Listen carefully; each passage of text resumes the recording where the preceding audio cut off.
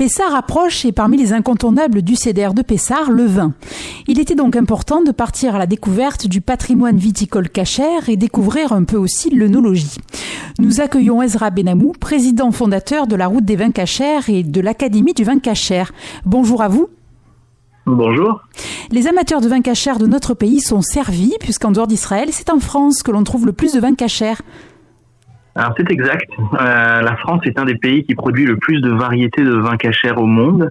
Pas forcément en termes de quantité, mais surtout en termes de diversité. On a dans toutes les régions de France, quasiment en tout cas, on trouve des productions de vins cachers, ce qui permet d'avoir des vins de toutes les appellations d'origine contrôlée, en tout cas des plus célèbres et des plus réputés. Et c'est vrai que c'est assez intéressant d'en voir autant produits, malgré le fait qu'en France, on ne trouve pas forcément tous les vins cachers qui sont produits en France. C'est-à-dire qu'une bonne partie part soit aux États-Unis, soit en Israël. Donc il y a effectivement certaines productions de vins français cachers que les consommateurs de vins cachers français ne trouvent pas forcément. Mais malgré tout, on a une très très belle variété qui peut rivaliser avec les autres pays producteurs.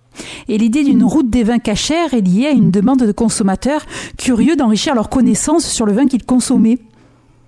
Tout à fait. Cette idée est venue du fait de mon accompagnement des vignobles dans le Bordelais qui produisent des vins cachers. Et sur le terrain, on se rend compte des nuances qui sont apportées à la production des vins. Et de par ailleurs, les consommateurs, eux, n'ont pas forcément les notions de compréhension, se rendent pas forcément compte de tous les détails qui sont apportés dans ces productions. Et l'idée a été d'emmener le consommateur sur le terrain pour se rendre compte de la façon dont le vin est produit, de toutes les précisions, de tous les détails, de toutes les finesses qui sont apportées dans ces méthodes de production, pour qu'on puisse apprécier le vin à sa juste valeur et non pas simplement à son étiquette, à son prix ou à sa réputation. Tout à fait naturellement, cette belle initiative a vu le jour à Bordeaux. La visite des vignobles est l'une des activités proposées par la Route des Vins Cachers. Comment se déroulent les visites ? Alors l'idée, c'est de pouvoir bloquer une journée au cours de laquelle on va visiter plusieurs vignobles qui produisent des vins cachers dans le Bordelais. Alors ce type de circuit ne peut se réaliser que dans cette région de France, puisque c'est dans cette région où on trouve le plus de production de vins cachers en France, en tout cas au mètre carré. Il y a une centaine de vignobles dans le Bordelais qui produisent des vins cachers, c'est ce qu'on évalue, ça varie d'année en année, mais grosso modo c'est cet ordre de grandeur qu'on peut retrouver, et donc au sein d'une même journée, sans avoir des heures de voiture à faire d'un vignoble à l'autre, eh bien on peut visiter plusieurs vignobles, faire une réelle route des vins cachers, et donc visiter ces vignobles en découvrant la façon dont chacun des vignobles produit son propre vin, comment il gère son vignoble en tant que tel, donc ses parcelles de vignes, et comment le vin cachère se met en place dans chacun de ces lieux différents qui ont chacun leur particularité. Et l'idée, c'est de sélectionner des vignobles où on aborde des thèmes différents.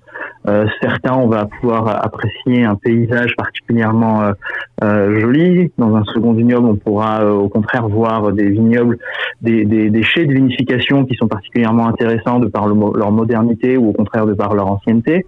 Ou d'autres, on pourra même voir des vignobles qui ont des chais de vieillissement, c'est-à-dire les lieux où on fait vieillir le vin en barrique, qui peuvent se trouver dans des grottes ou dans des lieux assez admirables. Donc vraiment, l'idée, c'est de se rendre compte au cours de différentes visites de vignobles des différents aspects complémentaires de la vie d'un vin et de la façon dont la production d'un vin cachère s'adapte à la tradition des vins français. Et l'on peut également participer aux vendanges. Alors quels sont les ingrédients permettant d'authentifier un vin comme cachère ? Un juif doit-il être nécessairement impliqué dans le processus de vinification pour que le vin soit cachère ? Alors effectivement, vous avez tout à fait raison. Tout d'abord, comme tout aliment, un vin cachère doit d'abord être un vin exempt d'ingrédients non cachers. Mais en général, dans le vin, c'est assez rare d'en trouver. C'est pourquoi la principale qualité d'un vin cachère, c'est le fait qu'il a été fabriqué par des juifs pratiquants. Et c'est ce qui va permettre à ce vin d'avoir la mention cachère sur sa bouteille, qui doit être ensuite mentionnée tant sur l'étiquette que sur le bouchon. Il est toujours nécessaire d'avoir 2 mentions de la certification d'un vin cachère sur la bouteille. Et c'est principalement le fait que ce soit des personnes habilitées qui ont été envoyées sur le terrain et qui vont faire le travail de vinification depuis l'arrivée du raisin hoché jusqu'à sa mise en bouteille. Sans cette condition-là, le vin ne peut pas être considéré comme étant cachère. C'est le seul aliment dans la tradition juive qui nécessite autant d'exigences, non pas de surveillance, mais de fabrication, d'élaboration. J'entends bien ce que vous dites. Alors, consommer un vin cachère est un incontournable au même titre que la viande. La place prise par le vin dans la vie juive a-t-elle des sources historiques ? Alors, ça remonte effectivement assez loin. La première fois qu'on voit apparaître la notion de vin dans la Torah, non pas de vigne, mais de vin, c'est à l'époque de Noé, après le déluge, le premier acte que Noé réalise en descendant de son arche après le déluge, en posant le pied à terre, c'est de planter une vigne, de boire de son vin, donc des raisins qui ont été produits par cette vigne, et de ce vin d'être enivré. Et de cet enivrement découle une sorte de dénouement desquels son fils Ham va du coup entre guillemets abuser et en découler la malédiction. Donc la première fois que le vin apparaît dans la Torah, c'est pas forcément de façon très jolie ou en tout cas très saine. Et par contre, c'est par la suite qu'on peut voir aussi dans la Bible qu'à chaque fois que la notion de vigne ou de vin est mentionnée, c'est toujours pour signifier la notion d'habitation du monde, d'enrichissement d'un lieu qui est habitable et valorisable. C'est toujours associé à cette notion de vigne et de vin, comme si la vigne était un marqueur de civilisation, une civilisation épanouie, qui peut avoir ses débordements aussi, et c'est que par la suite, à partir de la destruction du temple, que les sages ont instauré un décret qui nécessite que le vin, pour qu'il puisse continuer à être consommé, doit être vinifié et fabriqué uniquement par des personnes de confession juive. C'est-à-dire qu'avant ce décret-là, la notion de vin cachère n'existait pas. C'est qu'après qu'il y a eu cette nécessité à faire attention que le vin soit fait de telle ou telle façon, et ce jusqu'à aujourd'hui. Je reviens au programme phare que vous proposez, Ezra. Lors du concours de gastronomie cachère, vous sollicitez aussi des amateurs de vin. Faut-il être un test-vin pour y participer ? Alors, c'est intéressant, effectivement, ce concours de gastronomie cachère est un des derniers programmes qu'on a lancé, là, tout récemment. L'idée était de la même façon que nous proposions des programmes de pédagogie et d'initiation à l'œnologie, dans le même sens, l'idée était aussi de traiter de gastronomie, en y apportant une touche, justement, de réflexion, de compréhension et d'analyse telle qu'elle se fait dans la grande gastronomie française. Effectivement, l'idée lors de ces soirées où les participants jouent le rôle du jury face à un chef qui se prête à une épreuve qu'on lui soumet, à chaque plat que le chef prépare, on associe un vin qui lui correspond, justement pour comprendre comment œnologie et gastronomie, comment sommellerie et gastronomie peuvent s'associer et font écho quelque part au même mécanisme, à la même recherche de finesse, à la même recherche de sens, en termes de sens intellectuel ou de sens sensitif. Et effectivement, l'idée n'est pas d'être connaisseur, mais c'est d'être en recherche de connaissances et d'être à l'écoute de ce que ce domaine-là peut nous apprendre ou peut nous affiner dans notre manière de consommer. Une expérience inédite de gastronomie, en effet. Et si vous souhaitez vous initier à l'œnologie et au vin cachère, il suffit de vous inscrire au programme pédagogique en ligne de l'Académie du vin cachère. Que peut-on y apprendre et quelles sont les prochaines sessions ? Écoutez, l'Académie du vin cachère, c'est un programme qu'on a lancé pendant le confinement, où tout le monde était bloqué chez soi. Et l'idée était de se dire que on allait essayer de proposer aux gens qui étaient enfermés de se réunir à distance par des visios, via Zoom, pour proposer un cours ou une conférence ou un atelier à chaque fois sur un thème différent. Et l'idée a été de se dire qu'une fois par mois, on allait nous travailler un thème en amont, avec un joli PowerPoint que l'on partage à l'écran, et approfondir une notion d'œnologie à chaque fois différente, pour ensuite terminer sur une sorte de table ouverte de questions-réponses avec tous les participants. L'idée était pas uniquement d'envoyer de l'information et de partager du savoir, mais vraiment d'être aussi dans l'échange. Et c'est ce qui est vraiment intéressant. On a un temps limité pour le partage et un temps limité pour les questions-réponses, pour pouvoir vraiment laisser la parole à chacun. Et à chaque session, un thème différent. Donc, le premier thème qu'on a réalisé, c'était sur les cépages. Qu'est-ce qu'un cépage ? Pourquoi faut-il connaître les cépages pour comprendre le vin ? Le second thème a été les appellations. Pourquoi cette notion d'appellation d'origine contrôlée est extrêmement importante, là aussi, pour comprendre l'histoire des vins et la façon d'apprendre à se repérer dans un rayon de vin qui parfois sont assez gigantesques et dans lesquels on peut être complètement perdu. On a aussi un thème évidemment basé sur la notion de vin cachère, d'une manière bien approfondie, basé sur des textes, sur des recherches historiques, sur des images, des citations, etc. Tout plein d'autres thèmes sont abordés de façon un peu plus précise, comme les vins liquoreux, comme les vins de Bordeaux, comme les différentes façons de vinifier un vin. Donc vraiment l'idée, c'est de prendre une thématique et essayer de la creuser la plus possible de façon académique pour transmettre des outils et des connaissances qui vont servir ensuite à tout à chacun pour essayer d'être autonome dans ses futures dégustations. Et l'Académie du vin cachère a réuni jusqu'à 300 inscrits avec 12 pays représentés. Enfin, si vous voulez perfectionner votre expérience gustative, la route des vins cachères se décline aussi à travers le Kosher Wine Club, proposé à Bordeaux évidemment, Paris et Strasbourg. Quel est donc ce concept qui, je crois, devrait s'ouvrir sans doute à Marseille ? Alors là, l'idée du club d'œnologie cachère, du Kosher Wine Club, eh bien, c'est un petit peu dans la continuité de l'Académie du vin cachère, dans le sens où à chaque session du club, eh bien, on approfondit une thématique, là aussi, sauf que cet approfondissement s'accompagne d'une dégustation des vins qui sont en corrélation, qui sont en lien avec la thématique qu'on approfondit. Par exemple, tout à l'heure, je vous parlais des vins liquoreux. Eh bien, à la session des vins liquoreux, au-delà de définir ce que c'est et où est-ce qu'ils viennent dans le monde et comment ils sont fabriqués, eh bien, on va aussi les déguster pour se rendre compte des différentes qualités qui existent, hein, que ce soit un petit blanc moelleux, que ce soit d'Alsace ou d'ailleurs, jusqu'à un grand semi-liquoreux comme le Sauterne ou les vins du Tokaj en Hongrie.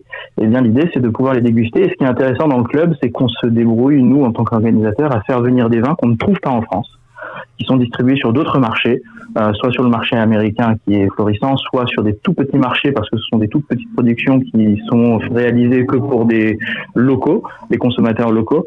Et bien nous, on essaye de faire en sorte tant de faire découvrir des vins qui existent dans les étagères de nos rayons de supermarché que des vins qui n'existent pas pour permettre de voyager, de se rendre compte de l'étendue de ce qui existe dans le monde du vin et dans le monde du vin cachère, qui est plus riche qu'on ne le pense. Eh bien, merci beaucoup, Ezra. Vous nous avez donné envie de participer à l'aventure œnologique. Je vous donne rendez-vous sur laroutedesvinscachers.com. Merci beaucoup pour cet échange et au plaisir de poursuivre, que ce soit à différents programmes ou sur les réseaux sociaux. Merci à vous, Ezra. Au revoir. L'exposition Racisme et génétique, proposée au site mémorial du Camp des Milles jusqu'au 30 avril, a débuté le 20 mars dans le cadre de la semaine d'éducation et d'action contre le racisme et l'antisémitisme. Nous accueillons Benjamin Bittan, responsable du pôle formation et de la programmation culturelle de la Fondation du Camp des Milles. Bonjour à vous. Bonjour. Comment se présente cette exposition d'utilité publique ?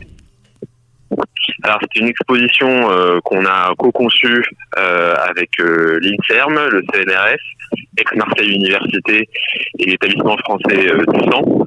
Elle se décline en 16 panneaux dans un espace d'exposition au sein du Camp des Milles.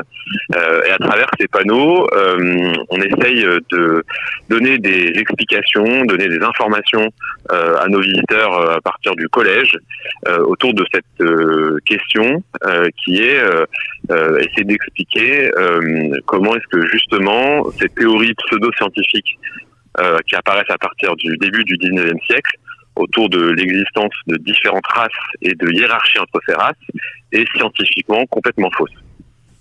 La science a le bénéfice d'apporter des preuves. La participation conjointe d'institutions scientifiques telles que vous avez citées est ainsi un soutien de poids dans la lutte contre les théories racistes et antisémites. Oui, tout à fait. Et puis il y a aussi quelque part une forme de culpabilité entre guillemets de la science, en quelque sorte, d'avoir pu laisser diffuser ce type de pseudo-théorie. Et donc là, l'idée à travers cette exposition, qui est une exposition accessible, comme je vous le disais, elle est compréhensible des jeunes à partir du collège. Ça permet d'apporter des éléments scientifiques, objectivables, pour casser cette idée reçue de l'existence de race et d'expliquer pourquoi on peut parler qu'il n'existe en réalité qu'une seule race humaine sur la planète. Vous l'avez souligné, il est primordial de lutter contre les préjugés racistes et antisémites dès le plus jeune âge. Quelles ont été les réactions des élèves lors de la visite de l'exposition ? Alors plutôt très très bon, très intéressant. Voilà, en général, ils savent qu'il n'existe qu'une seule race humaine. Et là, ça va permettre d'apporter un éclairage à partir de voilà, des questions de qu'est-ce que la génétique, qu'est-ce que les gènes, qu'est-ce que l'ADN, comment est-ce qu'on peut expliquer scientifiquement et prouver à partir de l'étude du génome humain que nous avons 99,9% de gènes tous en commun, de comprendre que voilà, cette théorie est complètement fausse, d'une ineptie, et voilà, d'apporter des éléments concrets auprès de ces jeunes-là qui étaient plutôt tous très intéressés par cette exposition. Oui, au niveau scientifique, on constate qu'il y a souvent plus de ressemblance entre deux personnes ayant des couleurs de peau différentes qu'entre deux personnes ayant la même couleur de peau. Cette exposition permet de faire comprendre au plus grand nombre que la science est le meilleur moyen pour mettre en doute les préjugés raciaux. Oui, c'est ça, exactement. Et puis, voilà, l'idée c'est d'apporter de la connaissance, d'apporter de l'objectivation pour, je dirais, raffermir, expliquer, continuer d'expliquer, casser ce type de préjugés et de comprendre qu'en réalité, le racisme, l'antisémitisme est plus des questions de préjugés, de stéréotypes, de questions sociétales, mais en aucun cas une question une question scientifique. Et vous l'avez rappelé, la génétique a apporté beaucoup en termes de lutte contre le racisme et l'antisémitisme.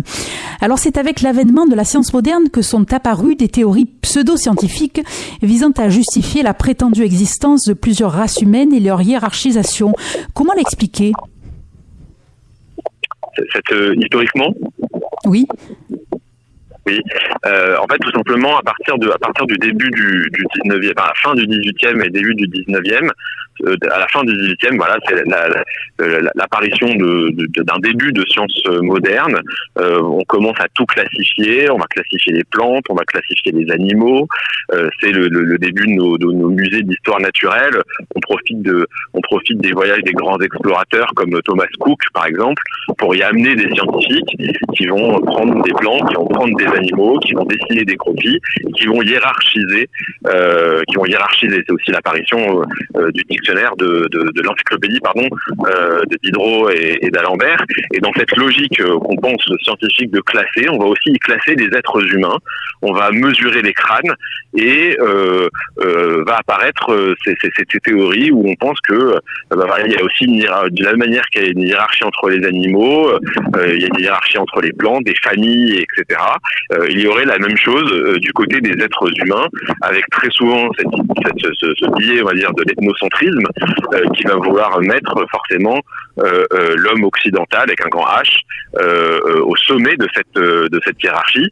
Et c'est comme ça que naît au début donc le racialisme, c'est-à-dire l'idée de l'existence de plusieurs races humaines, puis le racisme qui va mettre donc entre ces différentes pseudo-races une hiérarchie et qui voudrait que l'homme occidental soit l'être humain le plus évolué, le plus abouti, et c'est comme ça que va naître ces idées de racisme et qui va permettre d'objectiver, qui va permettre de rendre possible, de rendre acceptable l'esclavage, qui va rendre acceptable de considérer des êtres humains venant d'autres continents, d'autres régions du monde, d'autres religions, comme étant inférieurs à la race humaine occidentale, à la pseudo-race humaine occidentale.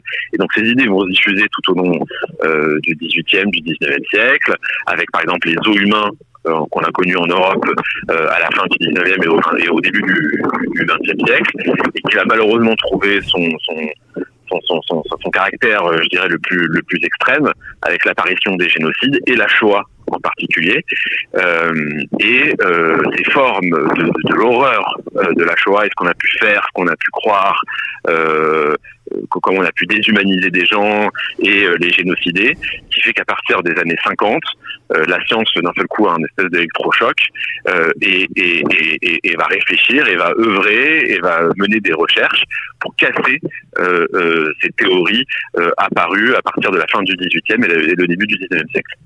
Cela a conduit malheureusement à toutes ces politiques d'extermination et on peut citer également le génocide des Tutsis. Et les spécialistes de diverses disciplines qui font partie du conseil scientifique du Camp des Milles ont œuvré au contenu de cette exposition. Pourriez-vous nous préciser ? Oui, tout à fait. C'est-à-dire qu'en plus de l'apport des généticiens de l'INSERM, ce qu'on a nous souhaité aussi apporter, c'est l'éclairage de notre conseil scientifique, en ajoutant aux 12 panneaux de l'INSERM 4 panneaux qui permettent d'apporter un éclairage sur tout d'abord l'antisémitisme comme plus vieux racisme d'une minorité en Europe présent de manière continue depuis le 5e siècle avant l'ère chrétienne, et comment justement ces théories du 18e, 19e siècle ont apporté un élément supplémentaire dans la propagande, dans les idées reçues antisémites de l'affaire Dreyfus par exemple, jusqu'à celle du national-socialisme d'Adolf Hitler. Comment est-ce que justement menace au paroxysme, ces théories racistes ont permis de justifier, de faire accepter auprès des populations les 4 grands génocides du XXe siècle, que ce soit celui des Arméniens, le crime à caractère génocidaire des Tziganes, la Shoah, et comme vous l'avez rappelé tout à l'heure, celui à l'égard des Tutsis de 1994. Comment la Shoah est je dirais l'élément paroxysmique des génocides, mais on a aussi apporté un panneau supplémentaire sur l'idée de dire que ceci n'est pas irréversible, il est possible de résister, il est possible de ne pas laisser passer ces idées, ces théories, ces actes, ces violences, et inciter justement nos visiteurs à faire preuve d'empathie à l'égard de l'autre, à ne pas laisser passer, à l'importance de l'éducation pour œuvrer contre le racisme et l'antisémitisme. Le site mémorial du Camp des Milles, chargé d'histoire, où la différence a été un motif qui a conduit à la déportation de juifs et d'indésirables vers les camps de la mort, est tout à fait adapté à cette exposition. Alors, complémentaire à cette exposition et à l'initiative du collectif Illuminate to Engage, une seconde exposition, Regarde-nous, est proposée jusqu'au 30 juin. Quel en est le sujet ? Oui, alors cette exposition, en fait, elle est portée par un collectif d'étudiants d'Aix-Marseille Université qui ont fait cette exposition dans le cadre du label citoyen, donc il y a un programme porté par le Camp des Milles et qui permet à des individuels ou à des collectifs de pouvoir monter des projets autour des questions de lutte contre les racismes, l'antisémitisme, les extrémismes et la préservation des mémoires. Et donc dans ce cadre-là, ce collectif étudiant a mené en fait une exposition photo auprès d'étudiants d'Aix-Marseille Université. On menait aussi des entretiens auprès de ces jeunes étudiants sur leur vécu du racisme, de l'antisémitisme et des discriminations de tout type. Et donc cette exposition photo, elle met en avant des portraits d'étudiants avec des phrases clés d'étudiants sur leur vécu autour des questions du racisme, de l'antisémitisme et des discriminations, et comment, selon eux, il faudrait lutter contre ça. Et le collectif Illuminate to Engage bénéficie du soutien de l'ambassade des États-Unis en France, une belle reconnaissance. Alors cette interview est une occasion supplémentaire de rappeler l'indispensable travail du Camp des Milles et de son président fondateur, Alain Chouraki. Les missions du site mémorial sont multiples, il est pleinement investi dans l'accueil des scolaires, mais aussi c'est un centre de ressources et de formation. Tout à fait, oui, donc un lieu à multiples facettes, un lieu de mémoire, un lieu d'éducation, un lieu de formation, un lieu de recherche qui accueille plus de 120 000 visiteurs par an, dont plus de 60 000 scolaires, CM2, collégiens, lycéens, un programme de formation dense et varié qui permet à des fonctionnaires, à des magistrats, à des bénévoles ou salariés d'associations, à des élus, de pouvoir se former sur toutes ces questions. Une programmation culturelle riche et variée qui va de projections de films, d'expositions, de conférences, pour essayer justement de faire en sorte de sensibiliser au maximum la population dans sa diversité à ces enjeux, d'être alerte, d'être des passeurs du maintien de la démocratie comme meilleur rempart à la montée des extrémismes. Eh bien, merci beaucoup Benjamin Bittan pour cette interview ô combien essentielle. On peut citer le livre Pour résister à l'engrenage des extrémismes, des racismes et de l'antisémitisme sous la direction d'Alain Chouraqui, ainsi que le site du mémorial candemil.org.